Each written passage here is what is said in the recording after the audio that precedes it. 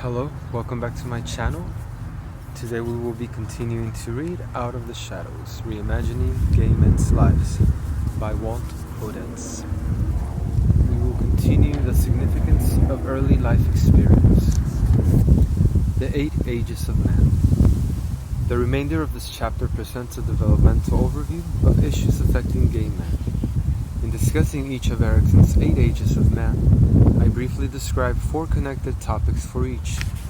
I present a brief overview of Erikson's description of the particular developmental period, including its central challenge and the spectrum of possible solutions for that challenge. I describe how the challenge might have been of particular significance for gay people with their partially different issues and needs, and their possible exposure to an unsupportive or overly hostile social environment. I discuss how life experience in the early and late epidemics might re-engage the central challenge of the period under discussion, and I broadly suggest a potentially productive response to the re-engaged challenge. While each of the 8 ages is the first experience with the challenge, all of the challenges resurface and re-engage throughout life.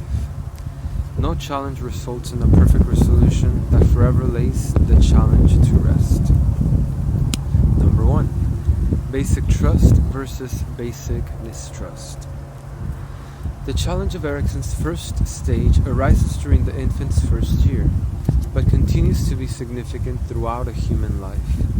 This challenge or task of developing a capacity to trust clearly describes Quentin's early life and, later, the dynamics of his relationship with Rick.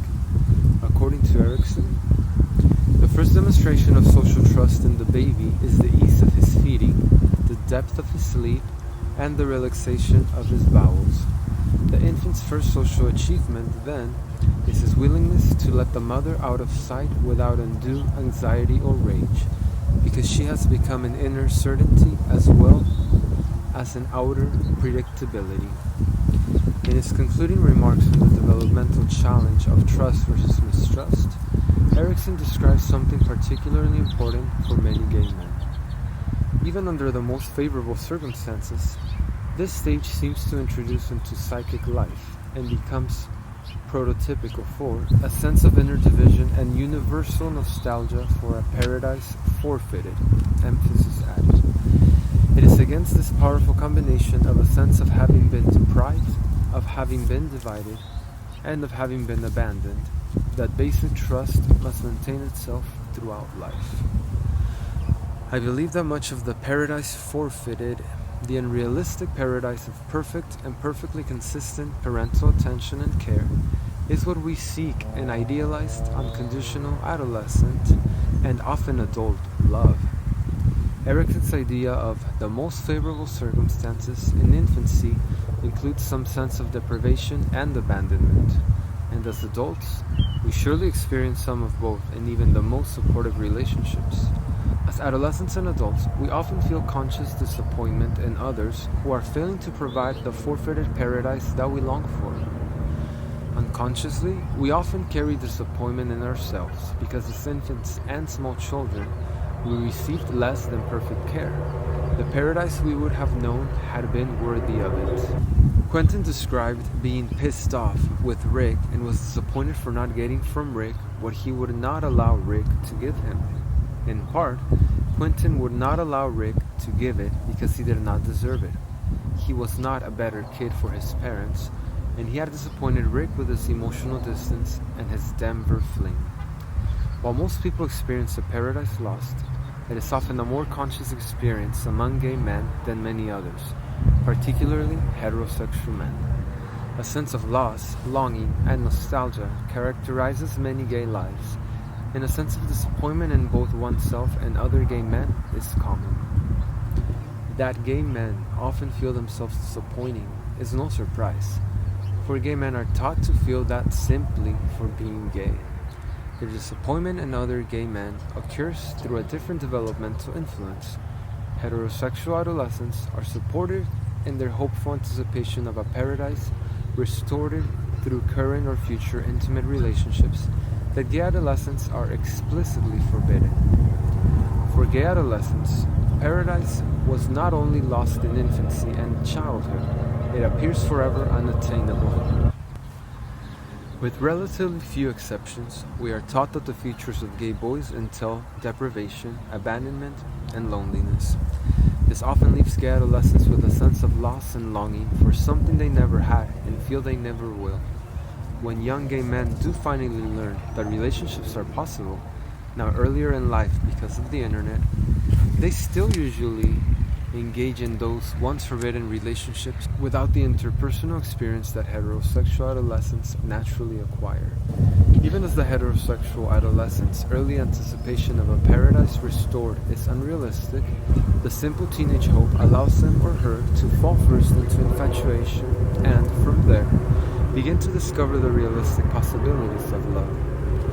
Denied that developmental foundation, some gay men may find themselves in perpetual longing for something that cannot be had, and consistent disappointment when they try to find it. Life in both HIV epidemics has seriously re-engaged any early life tension between trust and mistrust. During the early epidemic, gay men experienced a world gone eerie, a dangerous and untrustworthy world that was suddenly populated with lovers and friends who could not be trusted to stay in one's life, or to survive at all. Positive men experienced both the loss of dead and dying positive friends who showed these men their own frightening futures, and the loss of avoidant or stigmatizing negative men. Negative men also felt the loss of those who had disappeared from their lives and often lived with little trust in their ability to remain uninfected. For young men today, the world is still an untrustworthy place because HIV is still a risk, and the social consequences of contracting it can be life-changing within today's self-stigmatizing gay communities. For both older and younger men, the epidemics have too often motivated a tactical avoidance of intimacy, and thus isolation. Those whose early lives echo that of Quentin, whose life was characterized from infancy by an inability to trust, find the challenge of trust all the more difficult. The challenge for gay men today is to recover some capacity for reasonable trust and intimacy by taking new risks that thoughtfully confront, rather than accommodate, distrust. The restoration of trust in oneself and others is a major task for survivors of trauma and loss, but not an impossible one. Number 2. Autonomy versus shame and doubt.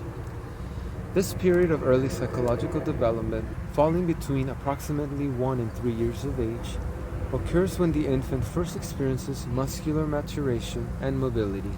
In his mobility, he experiences a sense of autonomy and his first sense of personal choice and will. He is able to crawl or walk off on his own. Some parents are fearful for the child's safety or experience the child's new autonomy as defiance or abandonment, rather than exploration and growth. Such parents sometimes attempt to limit the child with shaming, punishment, or withdrawal when the child, as he visibly does, returns to them for reassurance. With little parental support, the exploring child soon finds himself feeling overextended and frightened by his self-assertion. Erikson describes the resolution of the challenge as a spectrum extending from a sense of shame, self-doubt, and anger at one end to a relatively comfortable feeling of autonomy and self-direction on the other. The challenge presents a pole between holding on and letting go. Erikson explains, to hold can become a destructive and cruel retaining or restraining, or it can become a pattern of care, to have and to hold. To let go, too, can turn into an inimical letting loose of destructive forces, or it can become a relaxed to let pass and to let be. Erikson describes shame as rage turned against the self, a self that the child attempts to conceal from others, a self in which the child considers himself, his body, and his wishes as evil and dirty. Doubt, Erikson writes, is the brother of shame. In his observation, doubt has much to do with the consciousness of having a front and a back, especially a behind. For this reverse area of the body, with its aggressive and libidinal focus in the sphincters and in the buttocks, cannot be seen by the child, and yet it can be dominated by the will of others. The behind is the small being's dark continent, an area of the body which can be magically dominated and effectively invaded by those who would attack one's power of autonomy. Shame and self-doubt are significant issues for many gay men, and early life stigmatization and the two epidemics have exacerbated both. Because of the sexual transmission of HIV, it is not difficult to imagine that dirtiness, promiscuity, contamination, irresponsibility, retribution, defectiveness, and failure are some of the unrealistic, destructive feelings that people have consciously and unconsciously attached to themselves, as well as to the public event of the two epidemics. For some older men, the decade of gay liberation that preceded the early epidemic felt like the self-assertive overstepping of a 2-year-old. We get in over our heads, and the frightening epidemic was our punishment and our penance. Young men today often have similar feelings, simply for overstepping by living sexually active lives. The fear of invasion by HIV, which, among gay men, happens largely through receptive anal sex, reminds one of Erikson's description of our dark continent, magically dominated and effectively invaded.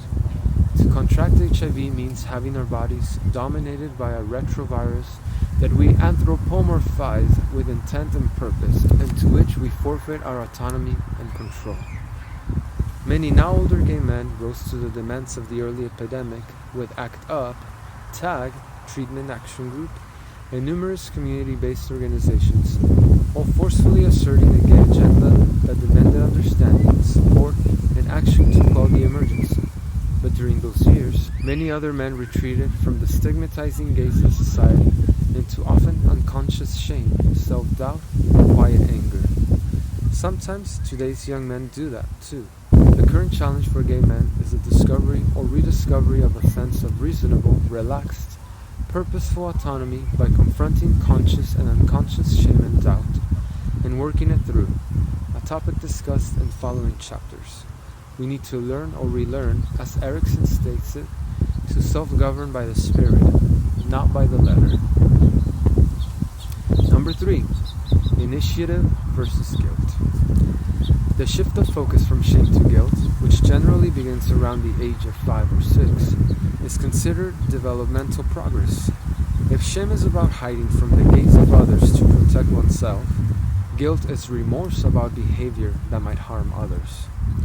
The developmental challenge that Erikson posits for this age is the struggle between initiative, activating ambitions and goals, and guilt. Initiative is built on an earlier gained sense of autonomy, which is hampered by shame and doubt, and initiative is hampered by guilt. Initiative adds to autonomy the quality of undertaking, planning, and attacking a task for the sake of being active and on the move. The danger at this stage is the sense of guilt over the goals contemplated and the acts initiated in exuberant enjoyment of new locomotor and mental power. A child or adult might feel guilt about its goals and initiative for many reasons.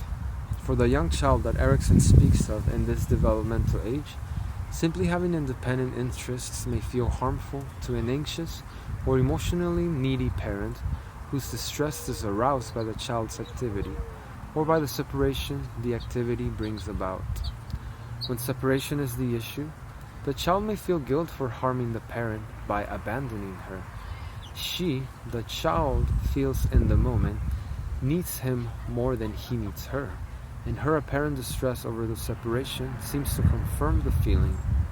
As the child matures toward adolescence and then adulthood, goals and initiative expand beyond concrete interests. Goals and initiative expand beyond concrete interests and physical activity.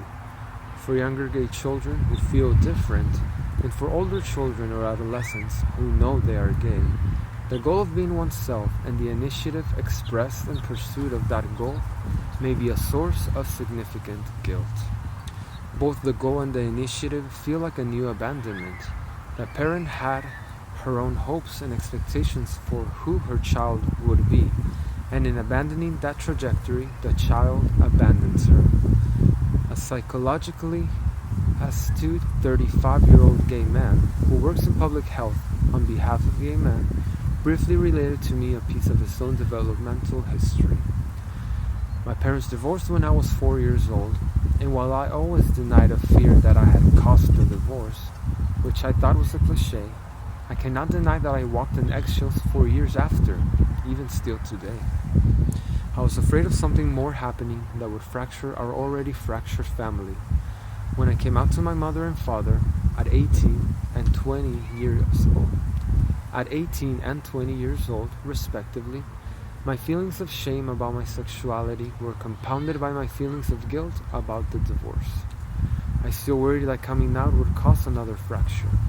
After I told my father, he cried for 15 minutes before we had to leave the restaurant. It has taken him 15 years to even acknowledge that my partner is a man and that I am happy with this. All children, gay and straight alike, share a more universal source of guilt about goals and initiatives. The child may experience guilt about excelling when a parent or sibling, a less successful, less motivated, less talented, or disabled one, cannot. In both childhood and adulthood, doing better than others who are deficient or in need is a common source of guilt. This is survivor guilt, and many gay men would re-engage this early developmental challenge during the later challenge of the early epidemic. A man who was clearly ambivalent about having a successful life during the early years of the epidemic looked plaintively at me and said, "All of my brothers are dying. Why not me?" In Erikson's words, "For here the child becomes forever divided in himself." Survivor guilt is not, as many mistakenly understand it, simply guilt about remaining alive when others have perished. It is guilt about doing better than others, about good fortune in the face of others' misfortune, about succeeding when others cannot. It feels harmful and disloyal to those who have not done as well. During the early epidemic, survivor guilt compromised the survival initiative of many thousands of men who, with conscious or unconscious purpose, exposed themselves to HIV. And the same is sometimes true for young gay men now living through the late epidemic. During the years of the early epidemic, I knew many men, both positive and negative, who feel guilt about simply hoping or wanting to survive. And I have known many young negative men today who have similar feelings about not contracting HIV in the face of friends who have contracted it.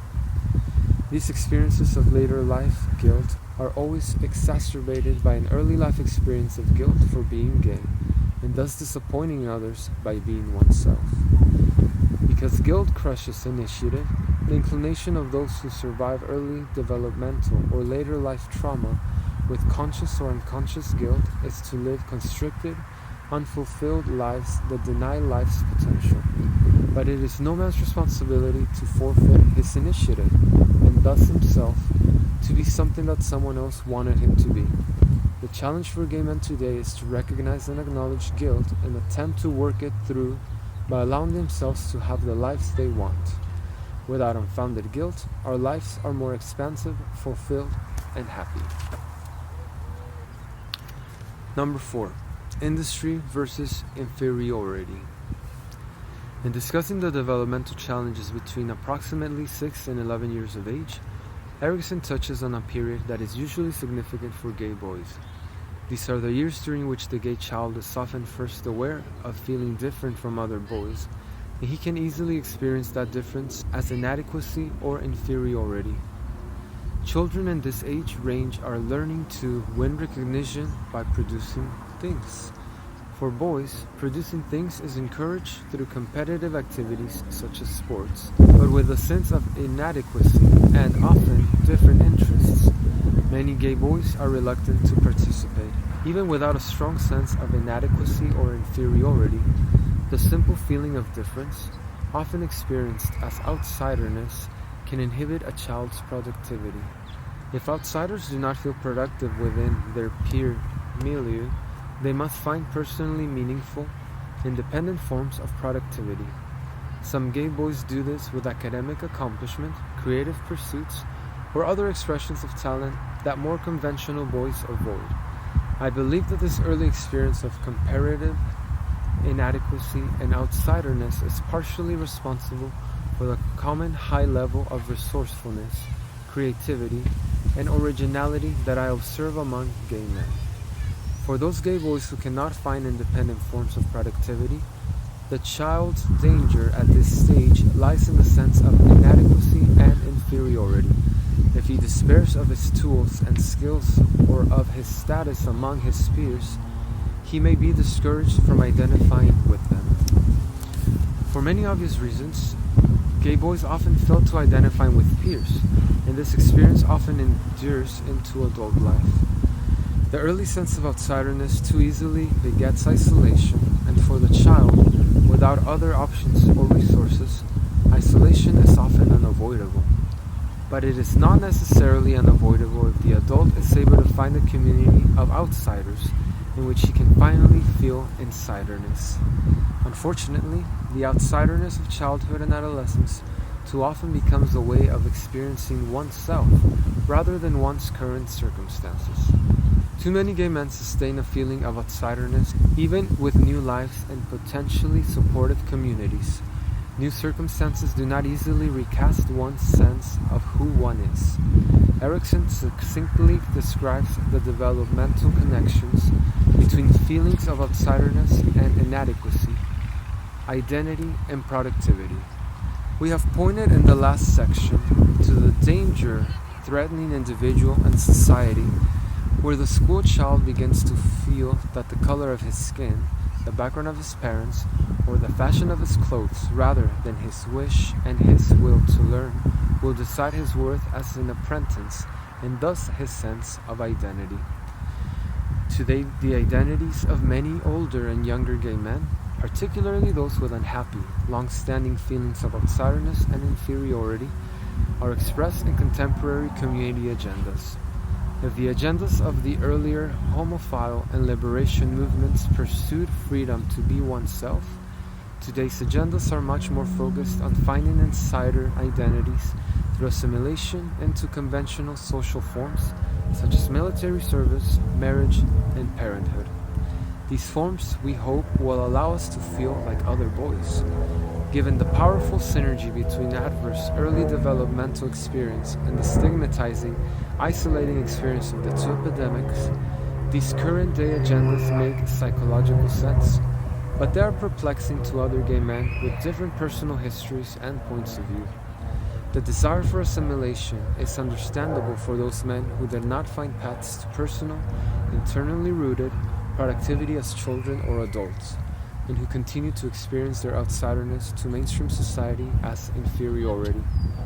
In contrast, the push for assimilation is perplexing, sometimes repugnant, for men who did find personal forms of productivity in their outsiderness, and who feel they have been able to live more happily and authentically in the expression of their differences. These men have transformed outsider identities into internal assets. Authentic lives are internally rooted lives. In an authentic life, our life in the external world is relatively coherent with our internally held values and sense of self. This authentic adult life thus seeks validation first internally and only secondarily from others. The challenge for young adult men today is to discover or rediscover a sense of productivity and adequacy, both of which require and express authentic lives. Some will find authentic lives in socially assimilated forms, others in lives that insist on diversity and differences. The rightness of the choice is largely measured by the authenticity of the resulting life. In making this important choice, we are significantly influenced by our developmental experience in adolescence, the fifth developmental age, which Erikson calls identity versus role confusion.